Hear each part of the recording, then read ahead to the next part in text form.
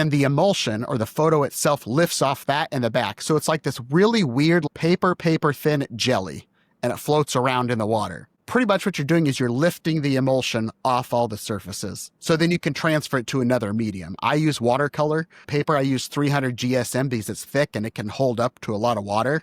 And then I transfer it. I take a cup and I just put it next to it and it sucks it in. And I pour it into another tray that has cold water. And then the fun begins where you get to try to put it on the paper and hold it around. And you can use a brush and stuff and kind of get it out.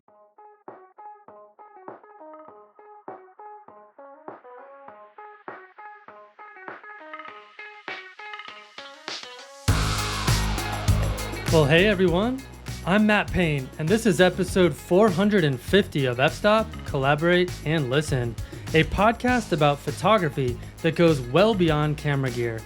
Each week, I sit down with photographers, industry insiders, and creatives to dig into the why behind the work, exploring creativity, motivation, and the craft itself. My guest this week is Justin Tedford, a combat veteran whose work powerfully bridges photography, memory, and healing. Justin has been open about living with PTSD, depression, and anxiety, and how creativity became not just an outlet, but a survival tool. In this conversation, we dive into his deeply personal project, From the Shadows Within, where he transforms digital photographs into Polaroid Emulsion lifts. We explore how this tactile, imperfect process reflects his emotional journey, how embracing analog methods helped him push through a creative block, and what it means to reconnect with the why behind making the images. Okay, here's my conversation with Justin Tedford. All right, Justin Tedford, it's great to have you on the podcast. Yeah, thanks for having me.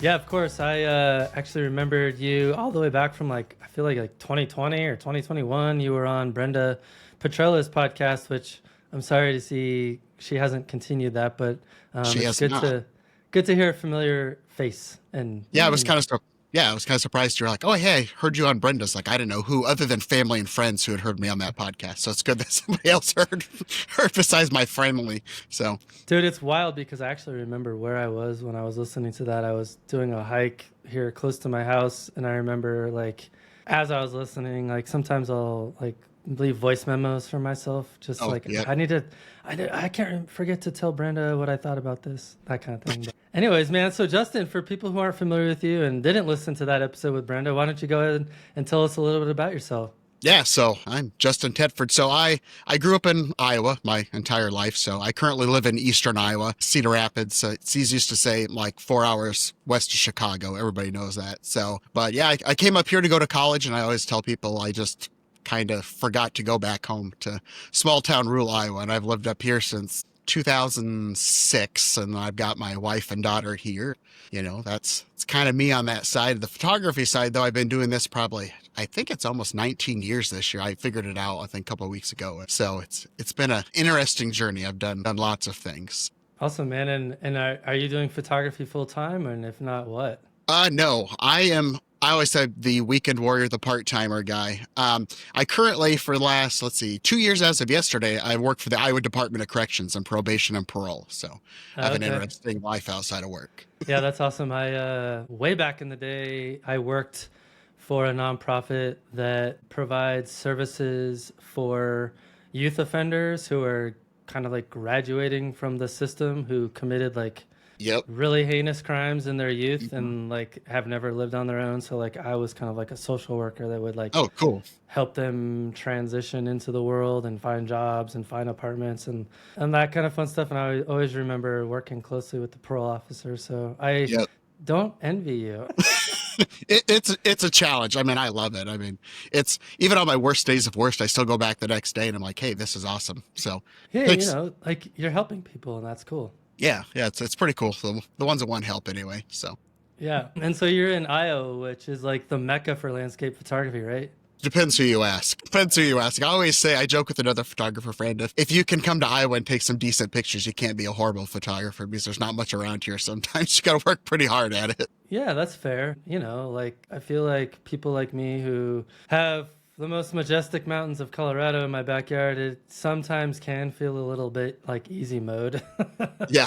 Yeah. So, Justin, I'd love to hear you talk a little bit about kind of the type of photography that you're into, and maybe tell us a little bit about what your journey has looked like so far in terms of how you got started in it and that sort of thing. Yeah, so it's kind of weird. So I always tell everybody it was one of those things in high school. I was always creative in some way, so I would do like painting or drawing, and then I did watercolor. I took almost every art class it seemed like in high school, and then I needed to fill a block one time, so I was like, I'll just take this photo thing. Photography, it can't be that hard, right?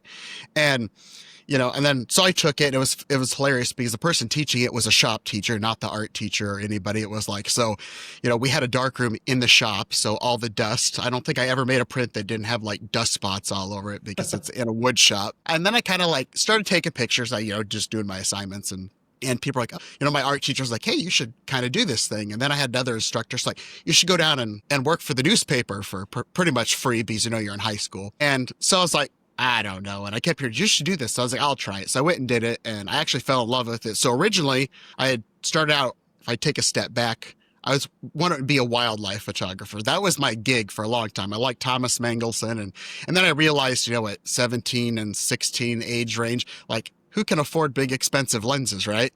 So I'm always big into telling people I think what you end up photographing is based off kind of your environment. So for me, it was like the rural Midwest. It's landscape stuff, So I started getting into that. I was doing a lot of like photojournalism stuff, which was really weird to start out because I was doing it in high school. So it was always weird. I originally started shooting film. I got like 24 exposure rolls of film from the newspaper, black and white. That's all I got. And they're like, here, go shoot a basketball game. And I'm like, okay. And it was super cool. You're getting your pictures in the paper. It's a small town paper. There's less than 1,000 people in town, or roughly about 1,000. So I really got into that. And then I got onto yearbook. And then somehow I got wrapped up to, being the yearbook editor of photo stuff. And then I was starting to just get like weird little things from the newspaper, like go photograph a soccer game. Or like, if you know anything about Iowa, everybody knows about the caucuses in January. And it's this giant political fest here. And he's like, this John Edwards is coming. Go take some photos. And I was like, okay, I don't even know what to do. So I showed up with, I think, a couple rolls of film. And I think I did one roll of color for me and the rest were black and white. And it's kind of funny because he was like 2 hours late or something. It was ridiculous. I ended up getting shoved into the wall pretty hard by an Associated Press photographer, and after that, I fell into love with photojournalism. It was like an adrenaline rush, so it's kind of funny. So I did a lot of that for a while, and then that would have been like 2005 when I graduated, and the newspaper industry was like collapsing. So I ended up going into like mass communication and media, which I didn't end up doing completely. And then I went to culinary school. So I'm a jack of all trades and a master of none, I say. But most of my work, I'd say over the last, probably since around COVID, when COVID started in 2020, I started getting into a little bit of more commercial work. So I do have a couple of clients that I do like food photography for here and there. I do, I'll tell anybody if I feel comfortable doing it and you're going to give me money, I'll probably do it. Or if they're just like, we just need some photos, like I took a lady called me yesterday for shooting some like dioramas behind glass. I'm like, okay, well, let's talk. And then I think tomorrow I'm going to photograph a friend from college who's in my photography class. She's gotten into like ceramics and stuff. And she does like fiber-based artwork now. So I'm going to go down to her place and photograph some artwork so she can turn them into metal prints for art shows. So, but I would say the last year, I've started switching more over to project-based photography. So I'll work on a project now. Nice. Yeah. I was curious because it sounds like, you live in a fairly small town in rural Iowa. Are there a lot of other people like you who are kind of freelancing in terms of like generalist photography services there?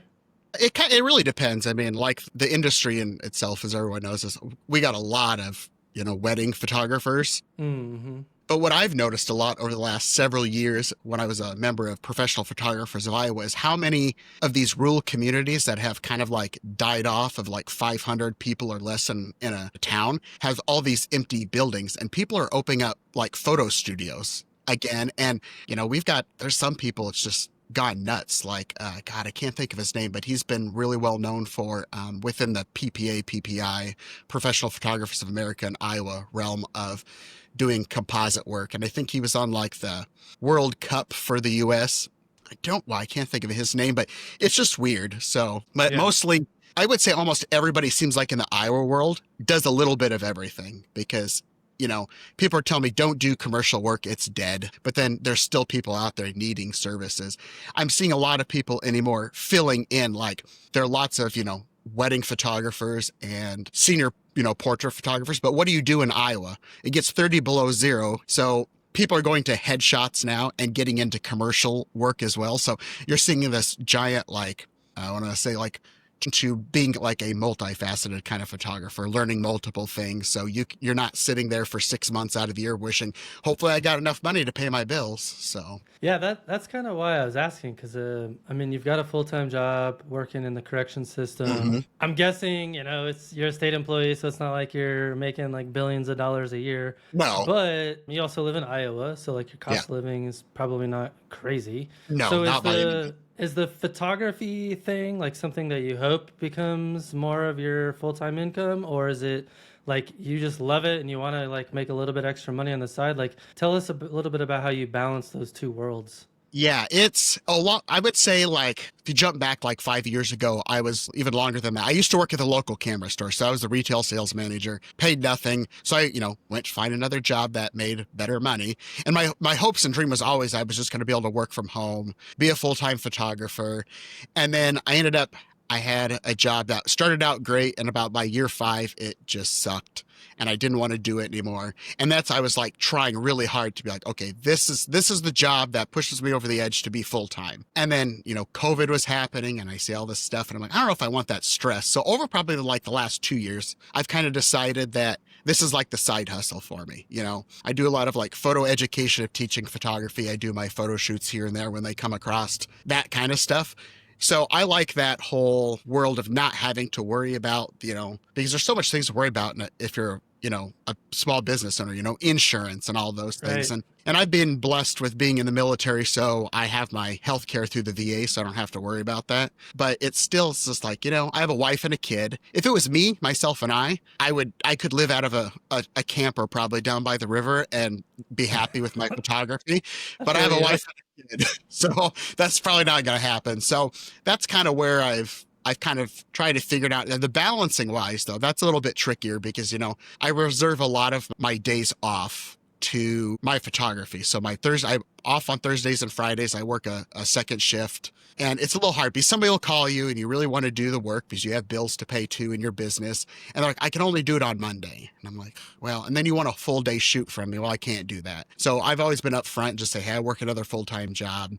So the balancing aspect gets pretty challenging sometimes, especially when I get a lot of mentoring students going on. I love it when they're retired because then they have a full open schedule and I don't have to Right. really worry about anything. But there are days that I have to take a day of PTO. I had a pretty big food shoot with a local bakery last February, and it was a day I just had to take off, and that was fine. That all resonates with me. I found that when I had a full-time, like normal 9 to 5 job, it was really hard to take on extra photography projects that would, because I was working in a nonprofit, so I made nothing, but I also didn't necessarily have the time to like, hey, we need you to do this thing for Yep, photography. And I'm like, I can't do that, so like it can hold you back, but at the same it time, can. it's nice to have the stability and it's a hard balancing act. So yeah, I appreciate that. I think there's a lot of people kind of that are in that particular zone. Yeah, and now even though I've taken more of the like educational side of photography, last year I started writing for f-stoppers. So that was one of those things is like, oh, I didn't realize how much work this was going to be. I can make that now that part of me is like I can make as much or as little work as I want. And I found out I do actually like to write and about photography only, nothing else. So, but it was one of those things. So yeah, then you start getting in there and you start seeing how much, I'm not making $1 million off getting articles from f-stoppers, but sometimes you can get some decent cash. And then you really want to work on that. And then I have to remember, I have to balance all this other stuff. Like I can't just focus on one thing. Well, so earlier you mentioned that you served in the military, and I understand that you're pretty open about living with PTSD and depression and anxiety. I'd be hmm curious to hear you talk a little bit about how photography has been an outlet and a survival tool in your in your day-to-day life? Yeah, so, even when I went on my deployment, so I spent a year in Iraq in 2007 to 2008, and I actually just wrote an article for F-Stoppers about it, about, how kind of photography, even over there, there's really no downtime, and it's always being on edge and all this stuff. And I carried a little Canon PowerShot G7 with me, and I recently on my Facebook page have posted photos I've never shown to anybody. They were just on a hard drive I found. And this last, I would say, 5 years, probably as again with COVID, was 2020. As veterans or, in the military, or if you're in like first responders, we were supposed to be these hardcore, no feelings kind of people. And you don't have to ask for help because you'll just deal with it on your own. And I finally got to a point where I was like, I need to go get some help. Something's not right. So I ended up, I walked out of my job one day. I walked to my boss and was like, I'm leaving. I got some stuff going on. I called the VA and I got that wonderful voicemail, like called the mental health people. And they were like, hey, if you feel like killing yourself, call 988 or do this or leave a voicemail and we'll call you back. And I'm like, dude, how in the hell? Yeah. Like, how is this, and I'm like, and I'm like, okay. So I knew of resources besides that. So I ended up going to our local vet center. I told the guy what was going on. He's like, can you come over like in 2 hours? I was like, yeah. So then I started counseling, with him like that day. And I've always been a very big proponent, especially working in the corrections field now too, is mental health is an issue across the U.S. We all know that, especially in corrections. So at first I was kind of like, you asked, like I openly talk about it. Originally it was almost kind of like an embarrassing thing. Like, Right. I don't want to tell people that I had PTSD, and it was undiagnosed at that time. And it took like 3-ish years for the VA to finally come out. And, somebody says you have it, somebody says you don't. And I'm a researcher. So I'm like, well, research says, and they're like, but you're not a doctor. So it was kind of like this long, hard fight of trying to get somebody, because I'm one of those, like, I want to know what's wrong. I may not be able to fix it, but I can at least help understand it. So photography was one of those things, is even in probably times where I was like super, super depressed, I was at a point where I've been pretty open with, like, our marriage was kind of rocky. I spent a lot of time away from my wife and child, and I was working at the camera store too at one point. And that was like, again, photography was like my getaway. Like I went to work and did it for 40 hours a week and I felt happy. But then when you take the camera out of your hand, it's like, oh, I'm back to the normal being depressed, having anxiety and all that. So, but again, I use photography as like that coping thing. But then at the same time, I can't do that all day long. So then I started taking it into the sense of, like, I may not be taking pictures, but I started looking at things, like I was observing things, of like, how does light fall and how are shadows, or like if I had a camera, that'd be a really cool shot. So I was trying to find ways in photography all the time. And that's, I think about photography all the time. It's ridiculous, but I thought photography was going to be the fix for me. I didn't need help in any other form, because as long as I had that, that's what fixed it. But then I had to just come to a realization one day that you can't have that 24/7, 365. So you need to go get professional help. So what does it look like for you in terms of using photography as a tool? I understand that you've kind of undertaken a project. I think you call it From the Shadows Within. Yes. Tell us a little bit about that and how that's helped you through some of these psychological challenges that you're facing. Yeah. So I was kind of at a point where I started that probably, I always get like this weird creative rut every couple of years. And Don't we all? yeah. And I always felt like I would bounce back out of it. And I was always better than ever, which was awesome. But this last one just like drug on and on. I don't think I really picked up a camera for about a year. I did stuff, but when I was going through my Lightroom catalog, I took like 20 photos on this one day I went out. And usually I take, 100 or so. Mm-hmm. And I started noticing things. And with, my counseling I've tried to be really good at like trying to catch things before they get too bad. And I was kind of back into that mode of, it's fine, it's nothing. And I was like, I finally just started forcing myself, like, you have to go pick up the camera because this is going to help. And I'd go out and I'm like, I don't know what to do. And then one day I was online and I'm like, oh, a lens baby lens. Why not? I've got a couple $100 to waste. Let's try it. And then it started playing with it. I got the Trio 28. So it had the 3 different, I don't know, whatever you settings. It's not really settings, but all that good stuff. And the sweet spot where, the center's sharp and everything's blurry. And then I started looking at my work and I'm like, that is kind of how I feel. Like these, I started like falling in love with those images. And then I want to know why. So why do I love these? Is it because is it the lens, baby? Is it the subject matter? Like, and I just kind of realized it's like, this is kind of how like I felt for so many years, like, that not clear mind and the anxiety and all this stuff. So then I was like, you know what? I'm just going to go out and say, I'm going to photograph this. And I just started taking photos. Well, and I understand as well that part of the project has been around transforming these digital images into Polaroid emulsion lifts. I'd be curious if you could talk a little bit about how that idea came about and maybe talk us through what that even is. Yeah, so the emulsion lift, so a Polaroid is made up of, it's got like a black backing, then it's got the chemicals in the middle, and then there is like the emulsion itself, that's like when it's developed, and then there's a clear cover, like a plastic piece on the front. So with the emulsion lift, is you're pretty much destroying the Polaroid. What I do is, if you're familiar with the Polaroid, you got the white frame around it. What I do is I cut along the white frame and I cut it off. So then I have a black back and a clear front. So some people said you're supposed to let it dry a while. I have had not luck with that, because when you go to peel the clear cover off, if you don't do it right, the emulsion comes with it. So then you have holes in your photos and it's ripped or actually in the emulsion. So what you're doing is you're lifting the emulsion. So they say to peel that clear cover off, and then you throw it into hot or boiling water. Some people say no boiling water. I have come to conclude that I use a kettle with and I plug in and it heats up my water. I make it pretty hot. And then usually I will try to peel that clear off. If I notice if the emulsion is kind of sticking, I leave it on and you throw it into the water. And then clear protective cover comes off. And then the emulsion or the photo itself lifts off that in the back. So it's like this really weird, like paper thin jelly, and it floats around in the water.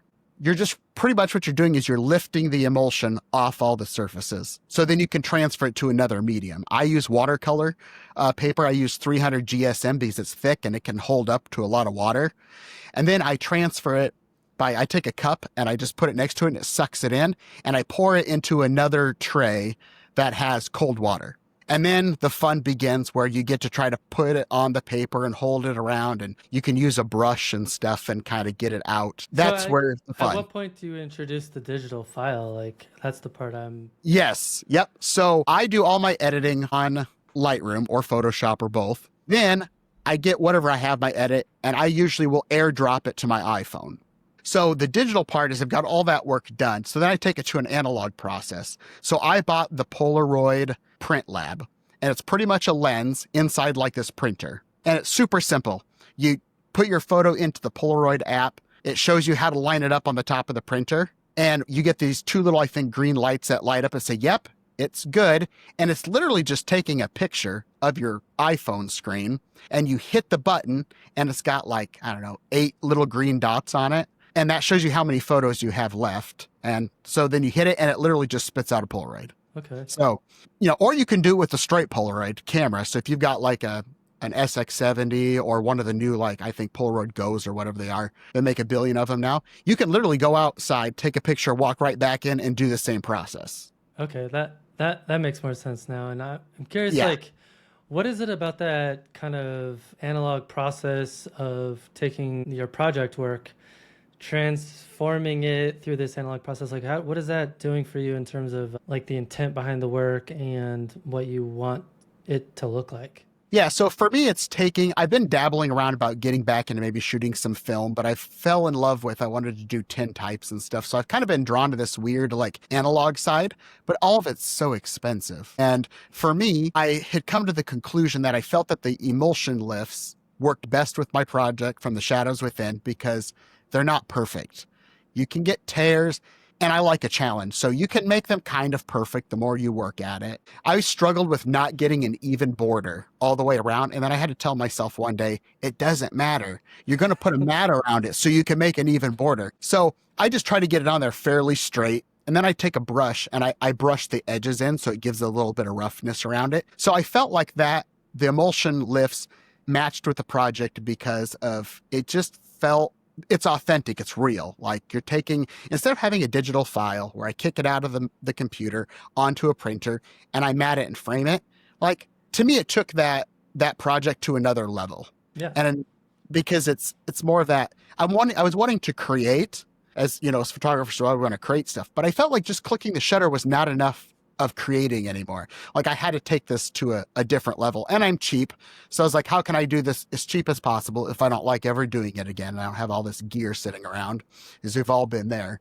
And I just felt like it just meant more of the project of taking those feelings from the brain to the camera to paper. But then I also have noticed that like when I make those, it's kind of relaxing. As stressful and as obnoxiously annoying as it is, it's kind of relaxing because I'm working with my hands and I'm making something. And I almost start to like when I'm even looking at the images and like kind of thinking about it. So it's almost like self-counseling in a way.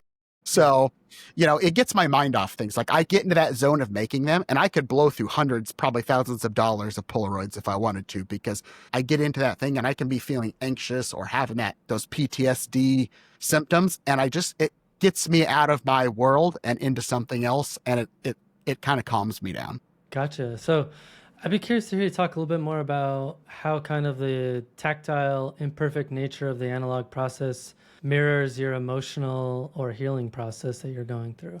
Yeah, because I mean, like emotions are crazy. Like I mean, I can have a day where I wake up and I'm in a super pissy mood and no one wants to talk to me. Like my wife just knows it. And then I can go to like 20 minutes later being extremely fine, no issues. And then somebody will like do something. Like good example was I had a former coworker who thought it would be funny to sneak up behind me and scare me. Bad idea with the PTSD guy in the military. Right. Horrible. I said some very bad things that you can hear on camera at work, but it was one of those, like you have those days and they just kind of like, some days you get beat down for days on end. And that whole project and those emulsion lifts are just, like I said, they're like therapeutic in a way. Like I'm creating things with my hands. When I'm doing that, I start to like subconsciously think about things like, what was I feeling when I took this photo? Or like, this photo was like really dark and like I edited it with, a really dark vignette on it and the middle's pretty bright and it's like early morning. So it's like, for me, it was like an extreme, you got really bright, really dark, and that's how you can feel sometimes. So you can take those feelings and it's almost like for me getting them out of my brain, my body. And if I can do that, they're gone, and then I can wait till the next one comes around, and whether it's going to be extremely happy or extremely mad, who knows? That's the horrible part about all of it, because for me, one little thing can ruin the entire day. And my wife has to remind me that was one thing. And to me, like I can have a horrible, horrible day at work, like super stressful situations don't bother me. But if I lose my car keys, I'm super pissed. It'll ruin my whole day. And people are just like, that is weird, but that's what it's like sometimes. So, and it's just all kind of just helping you, like, I guess just cope. It's a coping mechanism, which has helped me heal a lot too, because it makes me think of things. And when I think of how I felt, then I start thinking about what made me feel that way. So then I just like break those emotions down to a point where I'm realizing, okay, I lost my car keys. That's why I'm mad. And then I'm like, I have to remind myself, is that a horrible thing? No. Should I get mad about it? No. But do I? Yes. It's one of those things you just learn to live with. Right. Yeah. I mean, obviously doing some emulsion lifts is a lot more healthy than, I don't know, hitting the bottle or something like that. Yeah, exactly. Right. Well, that's funny you mentioned that, because that's kind of one of those things is every time you go to the VA, they're like, do you drink alcohol a lot? No, I don't. And again, they're asking the questions if that is how most people in my shoes will cope with things, as alcohol or substance abuse. So it's a valid reason for them to ask, but like, and I just like, dude, you don't know where I work, but I'm glad I've never resorted to, the substance abuse and alcohol abuse, because that's a big thing with PTSD and veterans, unfortunately. So not everybody, but a good amount. So earlier you mentioned being in creative blocks, and I think we all have been there before. I'd be curious to hear you talk a little bit about how embracing kind of this imperfect process of emulsion lifts has helped you push through some of those creative blocks. The biggest thing where it helped me was I felt like it was new. So I never done it before, because to me, I'm in a creative block if I can't either get good photos, or usually I'm in my head and I'm like, these are horrible photos, when they're probably not, and it's hard to get over those thoughts. So the emulsion thing was new. So I was like, oh, then I'm okay with things not working out. It's new, right? Because this is new to me, so I can screw it up. But I'm supposed to be able to take decent photos. So if I can't do that, then, oh, my whole identity's gone. Because I mean, if you ask people who's Justin Tedford, they will say he's probably got a camera. That's always been my fear, that I'm going to get to a block someday that I can never get out. And then you lose your identity. So the emulsion lifts were like new. It was like refreshing. And it was like, okay, now I'm creating a new process. Like then I'm learning like what works for a Polaroid emulsion. Like I've come to find out, don't do really, really, really dark images, because Polaroid does not do well with dark images, which that's the whole project, what it's about. It's like being in a dark place. So, and I'm just like, fine, then just quit, give up on it. No, why would I do that? You know, like it's just a challenge. And I have to remember, when I'm challenged, I'm learning. These people say, I'm just going to quit because I feel uncomfortable. I always say to my mentoring students, no, you're learning, keep rolling with it. And I have to remind that to myself as well. Yeah. And it's just one of those creative blocks I hate, because usually I get out of them pretty quick, a couple months. And this last one was like a solid year, you know, and I'm just like, ugh, this is horrible. Like I know how to get out of these, and everything I've ever done to get out of it, you know, doom scroll Instagram or TikToks, looking at photographers, you know, listening to your podcast and other podcasts, and that should get me excited. And then and then I pick up the camera and it just like in an instant disappears. And I'm like, that didn't work. So I'm trying I'm like throwing spaghetti to see if it sticks at the wall. And unfortunately, nothing was working. But the Polaroid emulsions, I think this time got me out of it to a point. I still have my days, but then it got me more into thinking about what can I do different? And I'm like, I should just start focusing on projects, because I get very like tied in and like onto something. And when I latch onto it, I just keep going. I can spend hours in my office down here when I was emulsion lifts and like trying to find all these different ways to try them. And now that I'm working on a newer project that I call the Last Town Over, which I started back in 2020 when I couldn't go anywhere because everything was closed, where I'm photographing towns with population 500 or less in Iowa as an educational thing. So I have a kind of a couple things going on at any given time. So if I burn out of the emulsion lifts, then I can jump over to this other project. And if I get burned out, I can go back. So it's just one of those things. I'm a hopper. Like I hop around. So that's one of the ways I've done too to get out of things. It's just like, sometimes it's even going just writing. I'll go on this binge writing for F-stoppers, and I'll knock out 8 articles in a week when my goal is 2 a week. And lately it's been 0 a week. So, you know, it's just one of those things. Yeah, I was going to say, I was actually doing a mentoring session with somebody yesterday, and I was reminded that oftentimes when we find ourselves in these ruts, it's because we don't have an intention or a goal that we're working towards. Like, Yep. I can remember for the first 10 years of my photography, the photography was so intertwined with my goal of climbing the highest 100 mountains in Colorado that when I finished that goal in 2018, like, it was almost like I hit like a little bit of a depression, because like I didn't have anything pushing me towards like accomplishing something. Yeah, you feel like you've lost. Yeah, you feel like you've lost your purpose. Like your whole purpose forever was, I'm going to climb these mountains. Now I'm done. And now what do? I have nothing else to do. It's like me feeling like I lose my identity if I don't take a picture. Right. And so I feel like like you said, it's like a reminder for myself. Like when I'm starting to feel those ways, I have to remind myself, like, or ask myself, like, are you working on anything right now? And if it's not really, then it's like, okay, maybe you should do that. Yeah, exactly. Right. Yeah. I think sometimes we just, as photographers, we just get into our head, because it's always either about gear or it's about like being perfect all the time. And you don't have to be perfect all the time. That's the thing. Sometimes you just have to go do it. And I tell people the best thing for the creative rut is just go up. And I don't care if you go out and you grab your camera and you make 10,000 like crappy images. You at least did something. And for me, that gets me rolling again. And I had to do 3 or 4 trips of just creating crappy stuff before I started getting back into this other project. And now it's what I'm going to do when we're done here today. So I'm going to go out. I got 11 towns I'm hitting. So, nice. You know, it's the way it works. Yeah, that's awesome. I love the embracing imperfection side of all of this, because I think it's really important, especially, I mean, so many people I know right now are like so obsessed with perfectionism in photography. Like, I got to clone this out. I got to make sure these colors are perfect. I got to like, ooh, this mask isn't quite right. And I appreciate all that stuff, and it's important to me as well most of the time. But I also feel like that can push you even further into not feeling like your work is good enough, or like it can be really internalizing in a negative way if you lean too heavily into the perfectionism side of things. I'd be curious if you had any advice for photographers who are trying to reconnect with the why behind their work instead of chasing flawlessness. A lot of it is I think going back and like you said, like, why did I start this? Like, it's not about picking up the camera sometimes. It's not about buying a new lens or a new camera. I've done that too. I just bought an Nikon Z8 when I was in a slump because I could. Did it do anything for me? No, I knew that, but I still did it anyway, right? So, it's a quick high, a shot of dopamine. It's great, and I have something to do for 6 hours or 6 weeks, Yes. but sometimes it's just self-reflection. Literally, it's just sitting down and going back to it's like an onion. You got to peel back the layers till you get to the middle. And it's like, why did I do this? And I have to remember, I do this because I love it. Like, that simple as that. My subject matters and all those kind of themes that I do, that's just a part of it. But the big thing is I love creating. So I had to remind myself too, I might not be creating the best work I've ever done, but I'm creating something, and that's why I love it. And then like you said, you got to get out of that head of perfectionism. And, like, I was there for a while when I was in a creative rut. I did ICM, the intentional camera movement.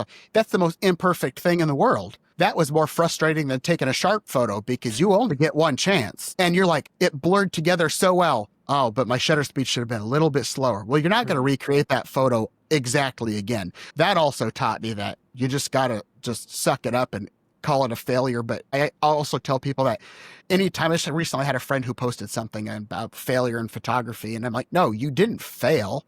Maybe at that photo you failed, but failure is still a learning opportunity. So guess what? You learned something. So either that photo didn't come out exactly, I guarantee you'll never do it again. I think every photographer, we sit back and think about it. We've all had that one photo we screwed up. It would have been awesome. But guess what? I bet you never made that mistake again. Because you always remember, hey, I screwed up that photo ABC. You'll always make sure your shutter speed's right next time, Yeah, I agree. Yeah, it's interesting. I've also found, at least for myself, and I'd be curious to hear your thoughts on this. Whenever I'm engaged in an activity that forces me to look at a lot of other photographers' work, like we recently finished doing the prejudging for the Natural Landscape Photography Awards. So, I'm going through like 12,000 photographs, and then you weed it down to like the best of the best, and you've got like, I don't know, like 3,000 images that are just like mind-blowingly good. Yeah. And then you look at this body of work from like thousands of other people, and you're like, why are my photos not this good? And then you have to remind yourself, like, you just weeded out like down to the very best of like literally that exists on the internet. And so I have to be really conscious of that kind of comparison piece of things. Like, if I spend too much time looking at other people's stuff, I can find myself getting a little bit down and depressed about my own photography. So it's like a balance that I have to strike in terms of like being inspired and enjoying other people's work, but not spending too much time looking at it. Yes. Yeah. If I do that too, I'm like, oh, I've seen, it's Iowa. We're all small communities. We'll all end up sometimes taking the similar photos. And I'm like, again, like, I wish I would have taken that photo. And now I'm not good. It's that imposter syndrome again, right? And then, but it comes back again. I have to remind myself, like, people will say in mentoring, I wish I could be like you and take photos just like you. And I say, God forbid, the world only has one Justin Tedford. We don't need two. It's like, why, if everybody shot the same, then it wouldn't be photography. It wouldn't be art, right? Because we'd all have the same looking photos. And when you get into that realm of that self-doubt and things, like, I have to remind myself, I need to stop looking at other people's work. And when I stop doing that, I'm happy with my work again.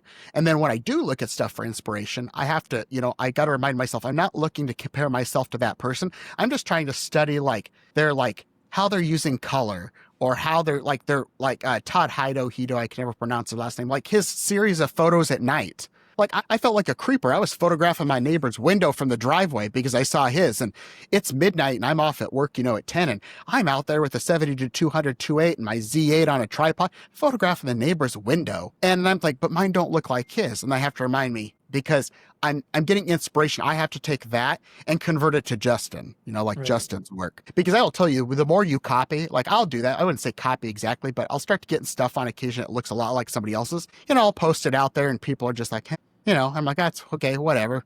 But then I talked to a friend one time and he's like, that's just not you. I'll get comments on Facebook like, are you okay? Like, you're not quitting certain things, are you? No, I'm experimenting. So I have to remind myself, I just got to go back to me. And you just got to add your spin to everything, and then you'll be fine. Yeah, I agree with that. So Justin, I understand that you also mentor other photographers, especially veterans. What have you learned from guiding others through their creative blocks and trauma?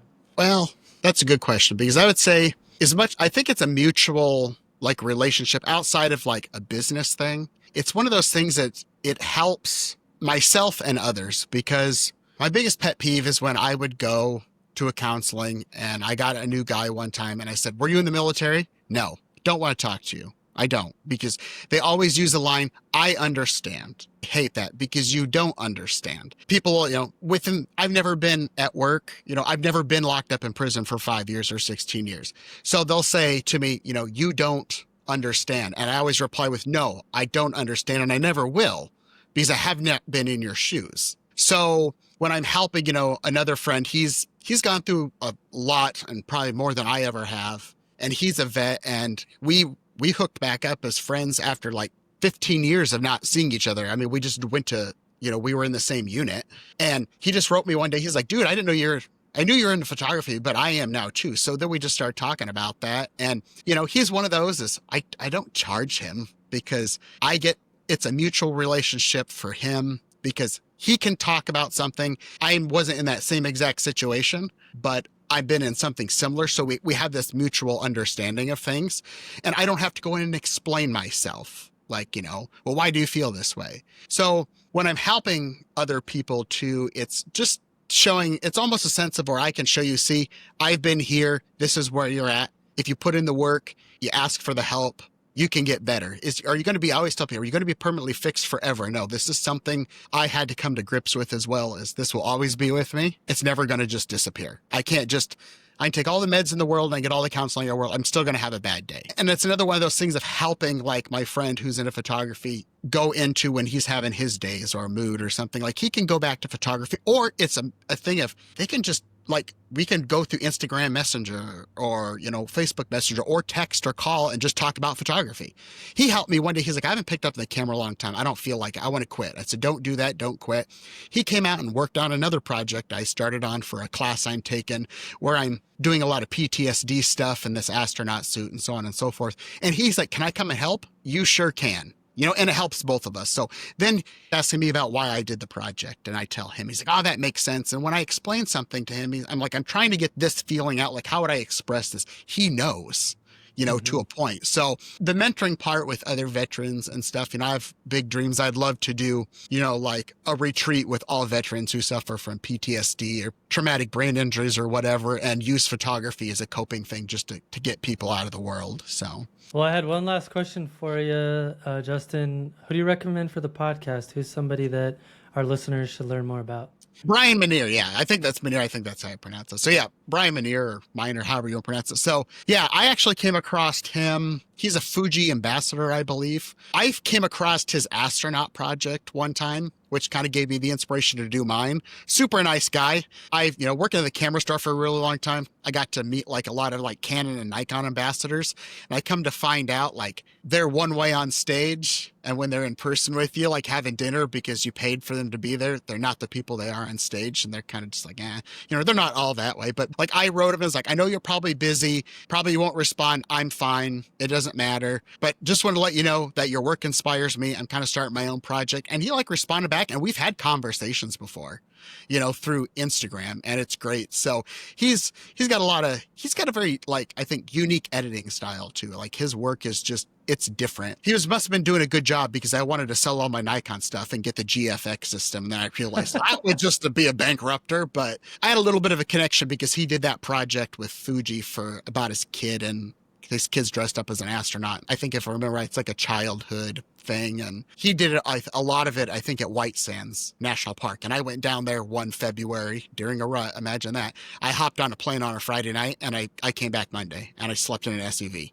in a state park. And I had a little bit of connection there. I'm like, oh, I've seen that. And he just gave me that inspiration. So you definitely got to check out his work. He would be an awesome guy to have on. He's just, you see, like when he talks about how he does the project with the Fuji video, you can just tell he's a very genuine person. He's not just reading from a script that Fuji wants you to read or he came up with. So definitely a guy to look into. Very, very, very unique. I'll put it that way. So awesome. Well, Justin, this has been fun.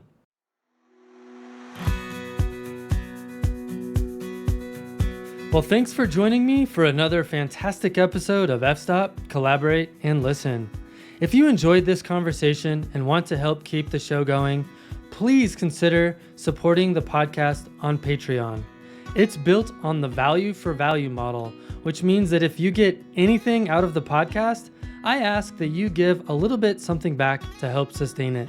We've got some exciting things planned for Patreon supporters in the coming year, so now's a great time to join.